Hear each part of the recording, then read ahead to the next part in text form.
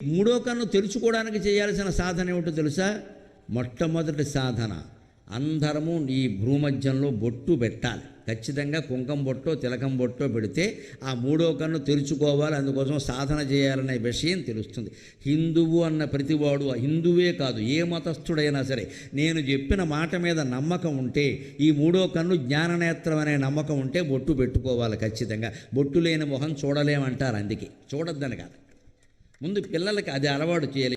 బళ్ళోకి వెళ్ళే పిల్లలకి ముందు బొట్టు పెట్టుకున్నావా అని అడగాలమ్మా. ఇవాళ మీరు పట్టణాల్లో అక్కడ చూడండి, విద్యాలయాల ప్రకటనలు ఉంటాయి. ర్యాంకులు సాధించారు అమ్మాయిలు అబ్బాయిలను వేస్తారు కదా, ఒక్కళ్ళ మొహాన బొట్టు ఉండదు, అన్నీ బోసి మొహాలే.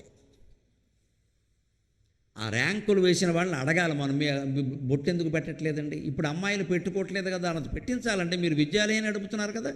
ముందు ఆ ప్రకటనలు వచ్చే వాళ్ళ బొమ్మల మొహాన్ని బొట్టు ఉంటే అమ్మాయిల మొహాన్ని బొట్టు. ఈ బొట్టు లేని మొహాలు మహా ర్యాంకులు సంపాదించేసరికి ఏమవుతుంది? బొట్టు లేకపోతేనే ర్యాంక్ వస్తుందేమో అనే భావన వస్తుందమ్మా.